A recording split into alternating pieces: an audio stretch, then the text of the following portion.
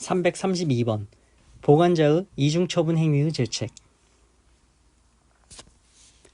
횡령죄는 다른 사람의 재물에 관한 소유권 등 본권을 그 보법익으로 하고 그 법익 침해의 위험이 있으면 침해의 결과가 발생되지 아니하더라도 성립하는 위헌범이다.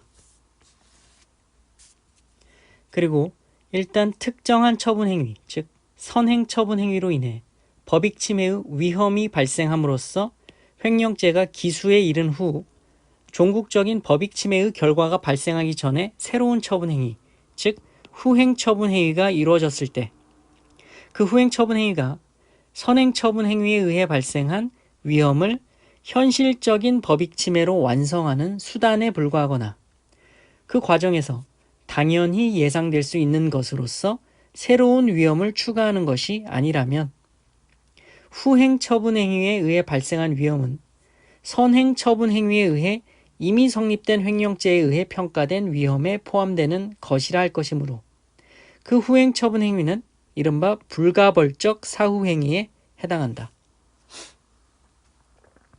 그러나 후행 처분 행위가 이를 넘어서서 선행 처분 행위로 예상할 수 없는 새로운 위험을 추가함으로써 법익 침해에 대한 위험을 증가시키거나 선행 처분 행위와는 무관한 방법으로 법익 침해의 결과를 발생시키는 경우라면 이는 선행 처분 행위에 의해 이미 성립된 횡령죄에 의해 평가된 위험의 범위를 벗어나는 것이므로 특별한 사정이 없는 한 별도로 횡령죄를 구성한다.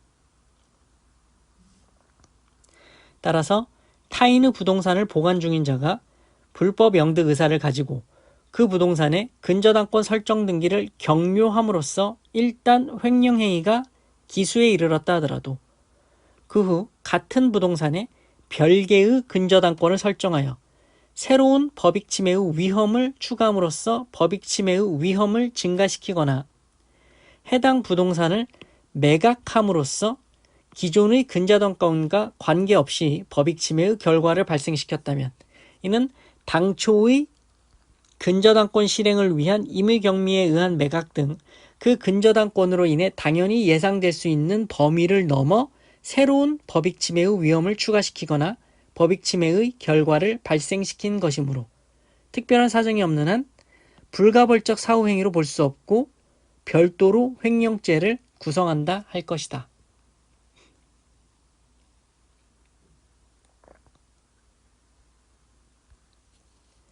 (333번) 고문 위촉, 급여 지급과 횡령죄. 회사 운영자나 대표 등이 그 내부 절차를 거쳐 고문 등을 위촉하고 급여를 지급한 행위가 업무상 횡령으로 인정되기 위해서는 그와 같이 고문 등을 위촉할 필요성이나 정당성이 명백히 결여되거나 그 지급되는 급여가 합리적인 수준을 현저히 벗어나는 경우여야 할 것이다. 그리고 그에 해당하는지 판단하기 위해서는 고문 등으로 위촉된 자의 업무 수행 능력뿐만 아니라 고문 등의 위촉 경위와 동기, 고문 등으로 위촉된 자와 회사 사이의 관계, 그가 회사 발전에 기여한 내용 등 종합적으로 고려하여 판단하여야 한다.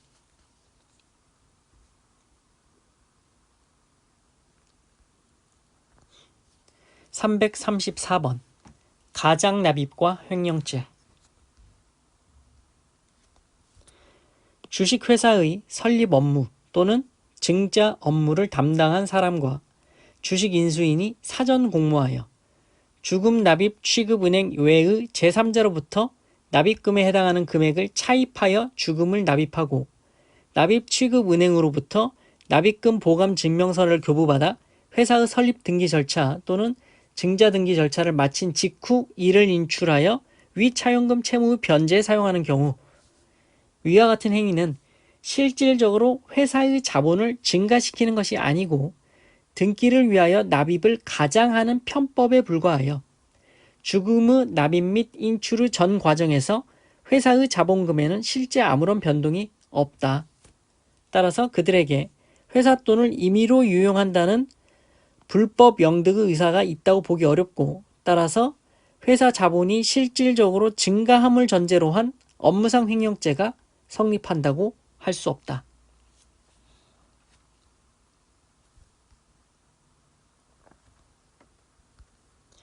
배임죄는 타인의 사물을 처리하는 사람이 그 임무에 위배하는 행위로서 재산상 이익을 취득하거나 제3자로 하여금 이를 취득하게 하여 본인에게 손해를 가함으로써 성립하는 바. 여기서 그 임무에 위배하는 행위는 사무의 내용, 성질 등 구체적 상황에 비추어 법률의 규정, 계약의 내용 혹은 신의 칙상 당연히 할 것으로 기대되는 행위를 하지 않거나 당연히 하지 않아야 할 것으로 기대되는 행위를 함으로써 본인과의 신인관계를 저버리는 일체의 행위를 포함하고 재산상의 손해를 가한 때는 현실적인 손해를 가한 경우뿐만 아니라 재산상 실의 발생의 위험을 초래한 경우도 포함한다. 회사의 이사 등이 타인에게 회사 자금을 대여함에 있어 그 타인이 이미 채무 변제 능력을 상실하여 그에게 자금을 대여할 경우 회사에 손해가 발생하리라는 점을 충분히 알면서 이에 나아갔거나 충분한 담보를 제공받는 등 상당하고도 합리적인 채권 회수 조치를 취하지 아니한 채 만연히 대여해 주었다면 그와 같은 자금 대여는 타인에게 이익을 얻게 하고 회사에 손해를 가하는 행위로서 회사에 대하여 배임 행위가 되고 회사의 이사는 단순히 그것이 경영상의 판단이라는 이유만으로 배임죄의 죄책을 면할 순 없다.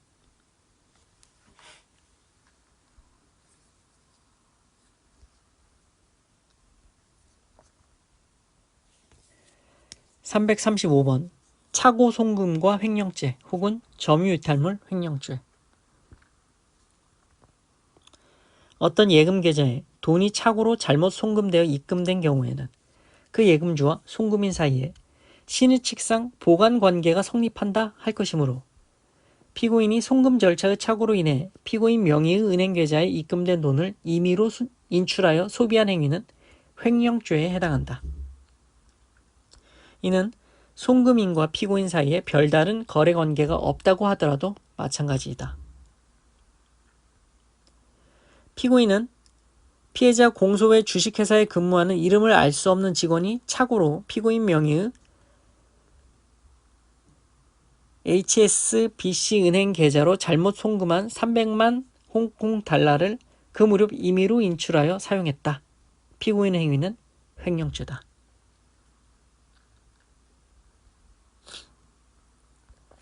336번 이자 간 명의신탁과 횡령죄. 쟁점. 부동산 소유자가 그중 일부 지분을 제3자를 위하여 대외적으로만 보유하는 관계에 관한 약정을 맺은 경우 그 법률관계 즉 이자 간 등기 명의신탁 관계에서 수탁자의 임의처분의 죄책 여부. 부동산 소유자가 그중 일부 지분을 제3자 즉 명의신탁자를 위하여 대외적으로만 보유하는 관계에 관한 약정, 명의신탁 약정을 맺으면 그 지분에 관하여 이른바 이자 간 등기 명의신탁 관계가 성립한다.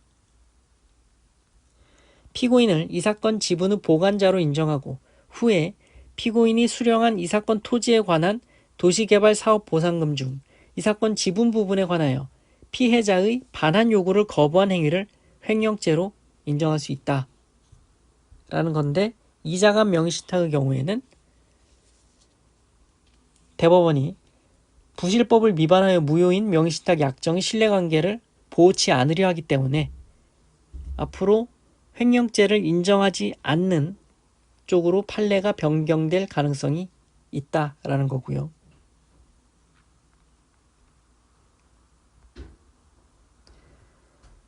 (337번) 중간생략 등기형 명의신탁과 횡령죄.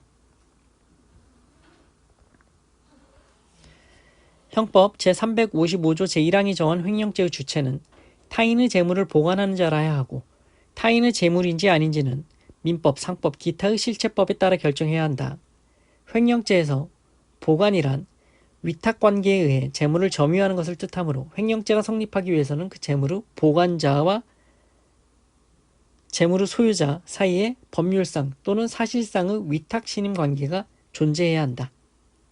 이러한 위탁신임 관계는 사용대차 등 계약에 의해서 뿐만 아니라 사무관리, 관습, 조리, 신의칙 등에 의해서도 성립될 수 있으나 횡령죄의 본질이 신임관계에 기초하여 위탁된 타인의 물건을 위법하게 영득하는 데 있음에 비추어 볼 때 그 위탁 신임관계는 횡령죄로 보호할 만한 가치 있는 신임에 의한 것으로 한정함이 타당하다. 그런데 부동산을 매수한 명의신탁자가 자신의 명의로 소유권 이전 등기를 하지 아니하고 명의수탁자와 맺은 명의신탁 약정에 따라 매도인으로부터 바로 명의수탁자에게 중간생략의 소유권 이전 등기를 마친 경우 부실법 제4조 제2항 본문에 의해 명의수탁자 명의의 소유권 이전 등기는 무효이고 신탁부동산의 소유권은 매도인이 그대로 보유하게 된다. 따라서 명의신탁자로서는 매도인에 대한 소유권 이전 등기 청구권을 가질 뿐 신탁부동산의 소유권을 가지지 아니하고 명의수탁자 역시 명의신탁자에 대해 직접 신탁부동산의 소유권을 이전할 의무를 부담하지 아니하므로 신탁부동산의 소유자도 아닌 명의신탁자에 대한 관계에서 명의수탁자가 횡령죄에서 말하는 타인의 재물을 보관하는 자의 지위에 있다고 볼 수는 없다.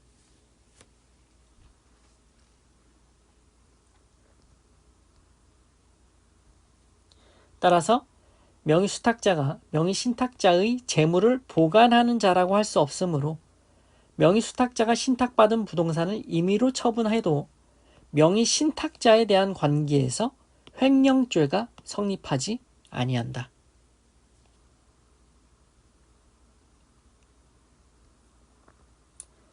(338번) 계약 명의신탁과 횡령죄.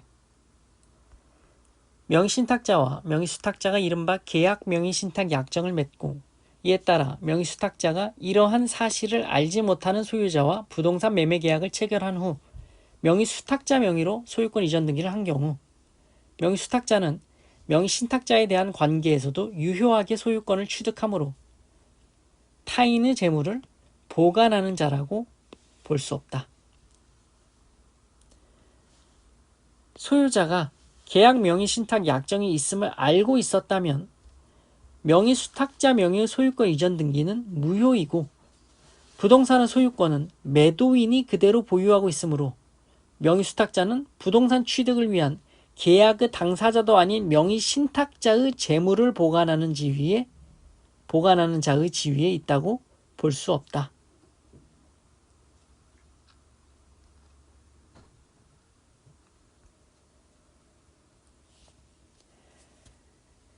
지금까지 횡령죄에 관한 표준 판례를 살펴보셨습니다. 고생하셨습니다.